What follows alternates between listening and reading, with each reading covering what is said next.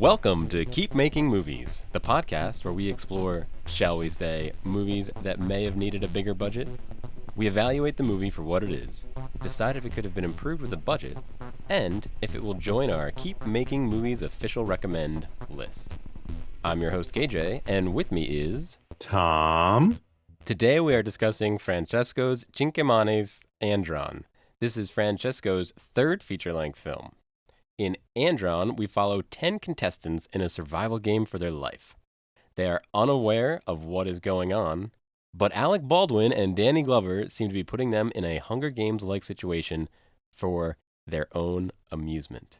Our contestants all have amnesia and can't remember who they are, how they got here, or what they should be doing. We follow a few different groups around, and they start to realize that they're trying to escape a maze prison called Andron.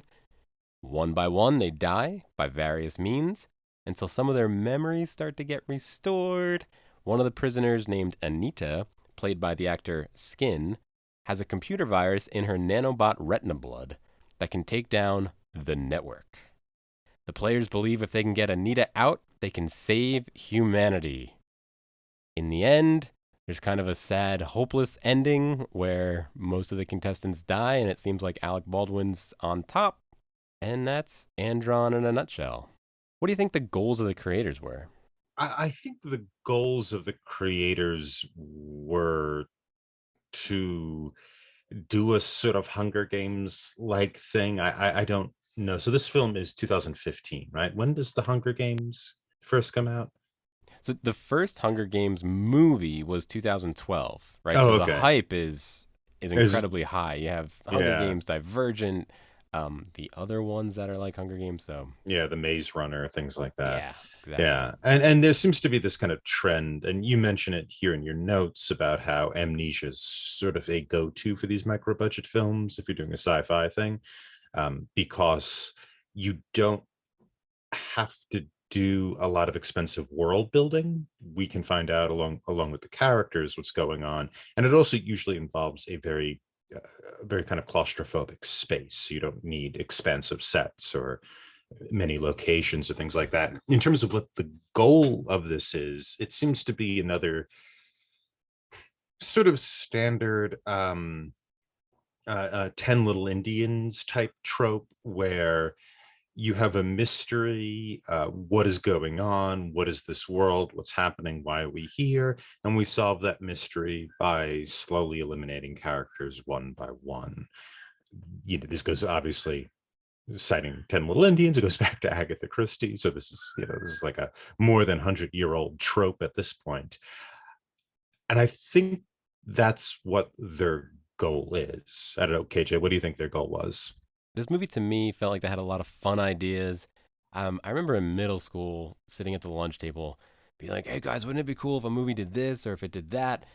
And it felt like they had a lot of fun ideas, like the upgrade centers where you could get a special power. That seemed cool. It could have been a cool take when they had the memories kind of implanted in people, or maybe people were coming from different time periods. Right, that was a little confusing, but there could have been something cool there to explore. So I think there's a lot of cool ideas. Um, and I think their goal was to create a sci fi world and then show it through these 10 contestants. But then I don't know if they got overly influenced by Hunger Games or if the one thing the movie might have been missing was a message. What am I supposed to take away from this movie? Some of the other movies we've explored on this show, it was pretty obvious what the creators wanted us to take away, right? The in Paradox Lost, what if you meshed up improv with time travel? That's what I'm walking away with from this movie.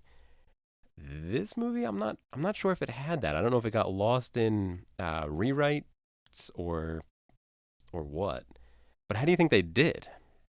Yeah, my guess is that the thing you're taking away is the standard, resistance against totalitarian regime, which is what you get with the network. The network is this thing that is putting all these people into this game, and they're forcing them to fight.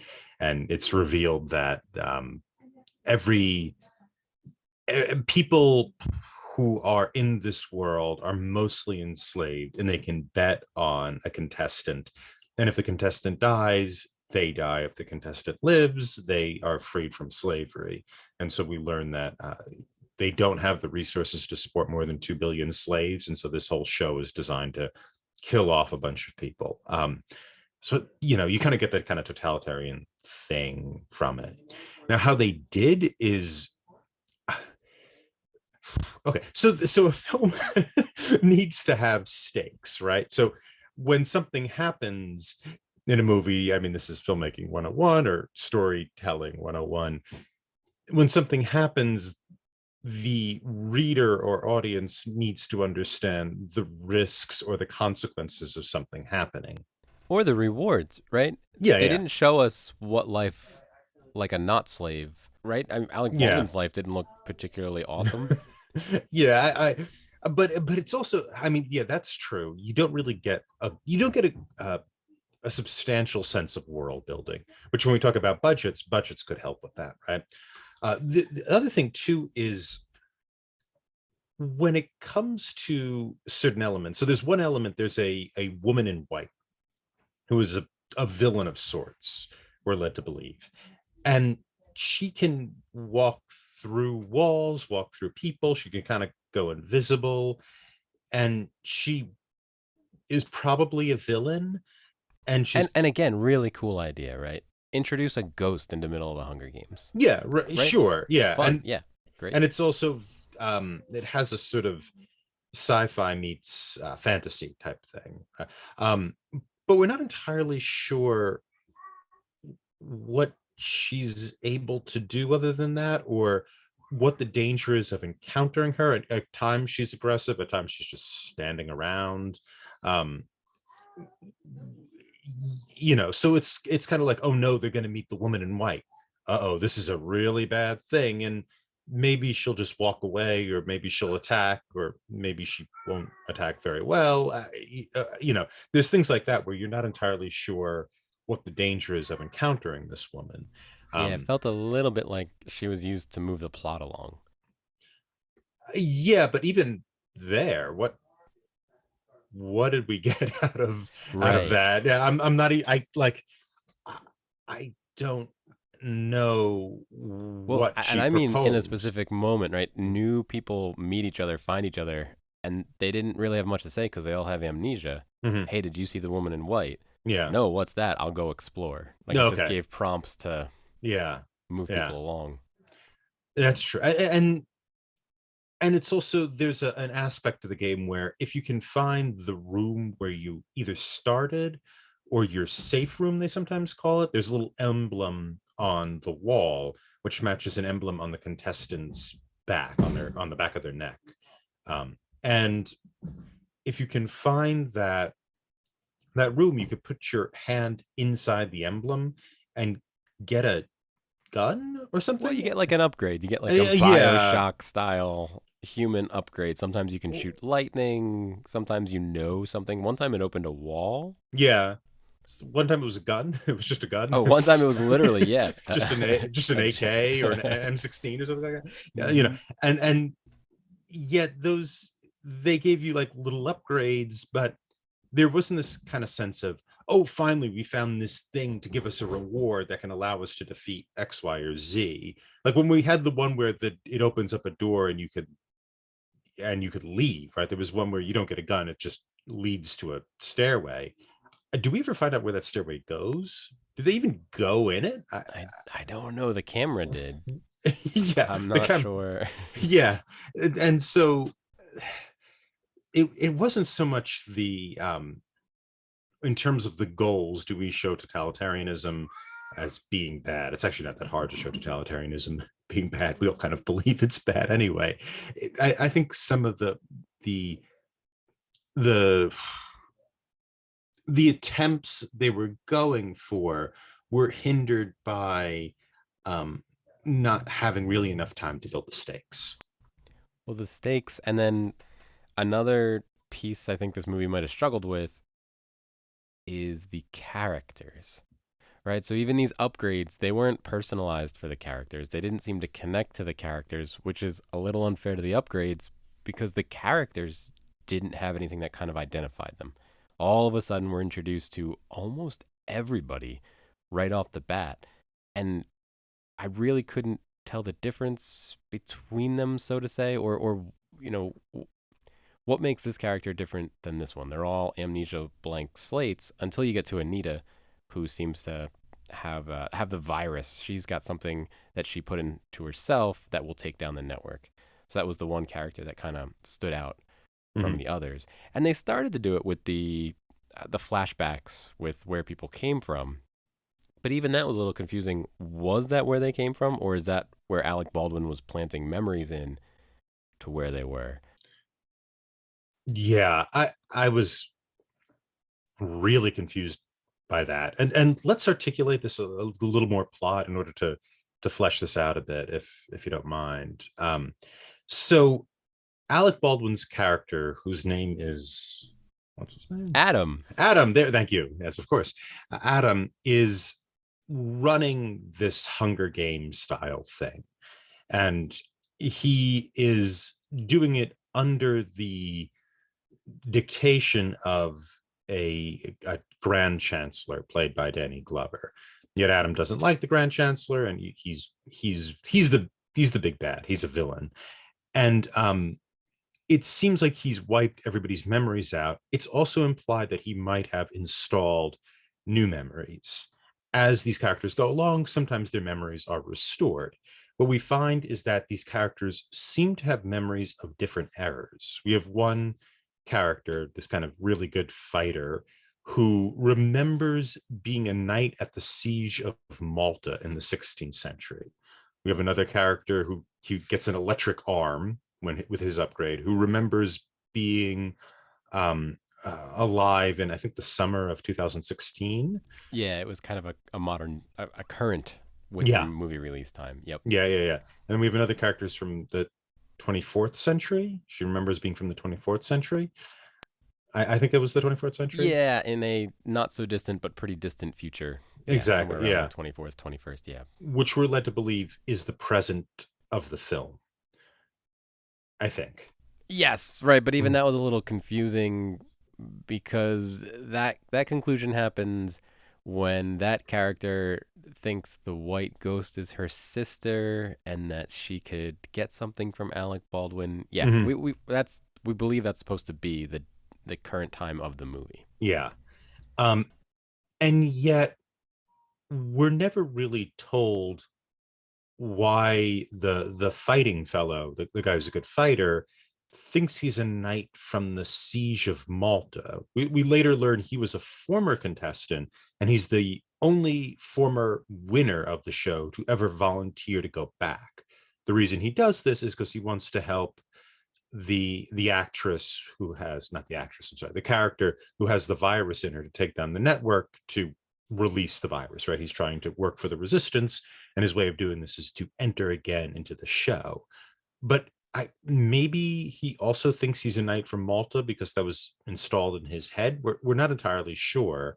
The woman who thinks that she is from the 24th century, when she gets her memories back, she then thinks the woman in white, that kind of villain ghost character we mentioned earlier, is her sister, and that Alec Baldwin's Adam has been this great aid to her.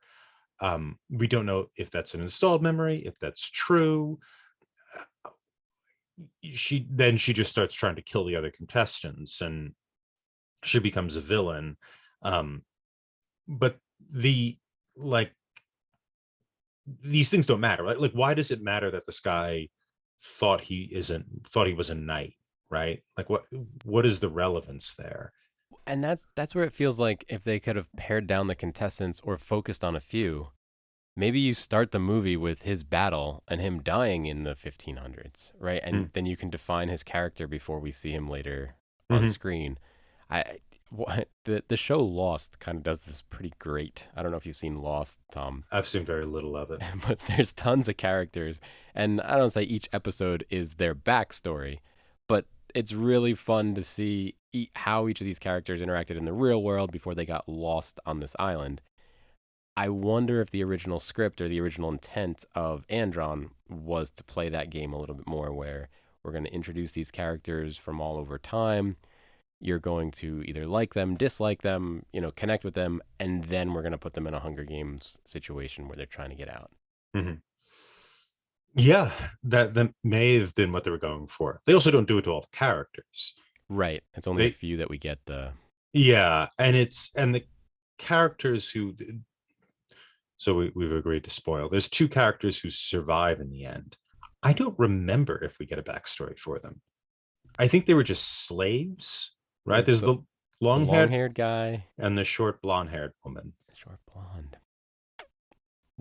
We do get a little bit of a backstory towards the end when they're fighting the well, the other thing we haven't mentioned yet is every so often when the plot needs the characters to keep moving, people that are dressed kind of like the Foot Clan from the Teenage Mutant Ninja Turtles show up and kind of attack them. There's always this looming threat.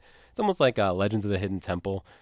Have you ever seen that Nickelodeon show, Tom? I have not, no, but I know the Teenage Mutant Ninja Turtles reference. Yeah, the Foot Clan. But while they're fighting them at one point, I think they realized they knew each other and maybe loved each other in the past. That's about all we get from them. But did they survive? I thought they did. Because I also remembered Alec Baldwin at the end, right? He makes that phone call to take down the Chancellor, Danny Glover. Mm-hmm. And I thought that's because he was successful in doing. Well, it ends on the impression of the ending I got, and so I'll describe it for our audience and see if my impression is accurate or to what you think, KJ. Is at the end these two people, long hair and blonde hair, get out. They realize that they're in a desert. That this Andron site is in a desert, and then Alec Baldwin in his giant ship flies over them and says, "Congratulations, well done, you've made it to level 2." Oh, that's right. And the impression I had was this is sort of sequel fodder. Now we're going to see them enter into another version of this where they thought they were ready to whatever take down the system. In fact, they're only to the next level of the system, and so it has a sort of sequel feel. There's also a mid-credit sequence in keeping with Oh, times. wasn't that great? It was great. It, what a mid credit sequence. Just yeah. Should we How does describe the it mid? start? Yeah, we should. I don't remember how it starts though. So it also requires more backstory for our audience. So there's the secondary plot in which Danny Glover and Alec Baldwin's characters are at odds with each other, involves a slave that Danny Glover has, a young female who he seems to love in a non-lascivious way, almost like a daughter. And we learn that Bet on the wrong contestant. maybe she bet on the wrong contestant, because at one point it looks like she dies, right? As we know, if your contestant who you bet on dies, then you die, and this is how they kill off slaves that they can't afford to keep going. And so Danny Glover is really sad about that. But what we also learn is that Alec Baldwin's character, Adam, has been working with her to steal files from the Chancellor in order to take the Chancellor down. And in a mid-credit sequence, after you think this woman has died, we see her sitting in Alec Baldwin's chair, and then Alec Baldwin looks at her and she looks at him, and then he smiles. No, he winks at the camera. Oh, does he wink at the camera? He Okay. turns to the camera and gives a big wink. Oh, yeah. It made me smile so much. Oh, I missed the wink. Oh, yeah. So what do you think, Tom? Would a budget have helped? Yeah. Yeah. So, I mean, You think so? Because it was a higher budget than the other films we've been doing, right? There's special effects. There's a few big named actors that probably ate up a good chunk of the budget here, right? Like you're doing probably this marketing almost all of it. Yeah. trick, right? Mm-hmm. Yeah, right. Adding more to this movie, is that what it needed? Well, what it needs more, right? And typically with with bad movies, just like with bad writing, you have to kind of kill your children, right? You have to cut things out to make things more streamlined. Here, we're not given an opportunity to meet any of these characters really. We're introduced to characters who don't have backstories. I mean, there are times when I thought two characters were the same person, just because they do such a they're so hurried in introducing these characters. The filmmakers don't have time to do it, that it ends up getting confused. There's an Asian character, an Asian female character, who we we cut to her and she's just talking. We're not given the sort of standard way you introduce a character, like they wake up and they look around and she's just talking. And so I just assumed she was a character I had met earlier, and that I just had misidentified her, right? I thought she was white and I realized, oh, she's Asian. They're different characters. I had no idea that these were different characters. I think if you had more days to shoot, more rewrites, you could flesh these things out a little more. You can spend time in different settings, so introducing these characters in flashback, give them new settings, give more visual aspects to it. The world in which they occupy, the actual Andron, the maze that they're moving through, is incredibly dull looking. It's Yeah, and a little claustrophobic, right? It feels a little Terry Gilliam. Yeah, but it's also, even like the colors are dull. It's gray with a like the ugliest possible green they can find. I think if you had really spent some time with set design and what have you, you can make that world much more remarkable. You can make that world, yeah, and you can um you can give the sort of flashbacks that you need in order to flesh out these different things. You could do the Siege of Malta shot at the beginning that you're suggesting with a little more money. You would need to direct a lot of these scenes differently. The scene I'm thinking of is the opening scene, in which our as of yet most important female character, who later becomes a villain, wakes up. She doesn't know where she is. She runs into the short-haired blonde woman, and they both see the ghost villain, the female who's a kind of a ghost. Then they run away. And in that scene, these two people run into each other. They decide they're friends almost immediately. They decide without any reason whatsoever that this blonde ghost woman is a villain. That you just see her walking. As far as they know, she's just another woman like either of them. They run terrified from her. We have no idea why they're terrified of her. She's just another person standing there, and they run into a bunch of other people, and they're like angry at those people, and we don't really know why they're angry at those people. It just seems all there to justify tension. A film with more money would be able to take each one of those beats individually. You would be able to justify the responses they have. You'd just be able to really put more scenes, more micro scenes into each major scene, in order to flesh out the reasons for the responses these characters have. KJ, what do you think? Do you think it could have worked with more money? I do. I think if they, like we've been talking about, could have had more backstory, more sets, I think that would have helped a lot. I think you got to cut down the number of, either literally cut down the number of contestants, or don't focus on all of them as equally as they did. Which again I think would have cost more money. I think you're quite right. You got to make the location of Andron a little more palatable. Um, but well, the special effects were actually really good, so I don't know that that needed more money. What do you think, Tom? We're at the Keep Making Movies Film Festival. Andron, the Alec Baldwin just winked at us from the post credits or the mid credits scene. What are we producing this one? Are we doing it? I'm not going to, just because I think the Maze Runner, Hunger Games, Divergent market is both oversaturated and sort of on. I think we're on the other side of that, right? I think that trend has has expired, and the new YA trend, it's not really clear what it is. And I think we might be past the marker in terms of YA trends. KJ, what do you think?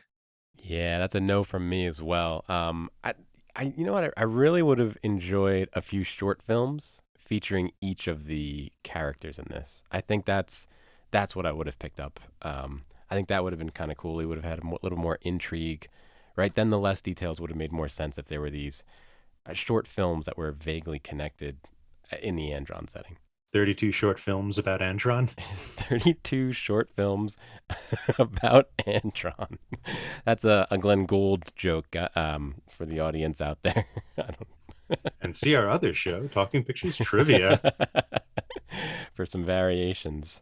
It's official. Andron has not made the list. We'll watch some more of Francesco Cinquemani's movies and hope they keep making more. So maybe another entry will make the list. You can rate and review this show anywhere fine podcasts are available. For those viewing in YouTube land, if you haven't already, please like this video, subscribe to the Talking Studios channel for all our exciting content, and follow us on social media at Talking Studios. Check out other shows by Talking Studios, including Talking Pictures Trivia, where we explore movies through trivia, Limited Lexicon, where we play through text-based adventure games, Get the Point, where we slowly reveal a movie poster and try to guess which movie poster it is, and Adapt It, where we explore adaptations in various forms. Got a question for us? Call the Talking Studios hotline at 201-467-8679 and leave a message. It may be featured on a future episode. And if you haven't already, please subscribe to Keep Making Movies wherever fine podcasts are found. Join us next time when we discuss Time Lapse from 2014. Stay tuned for our first impressions of Time Lapse.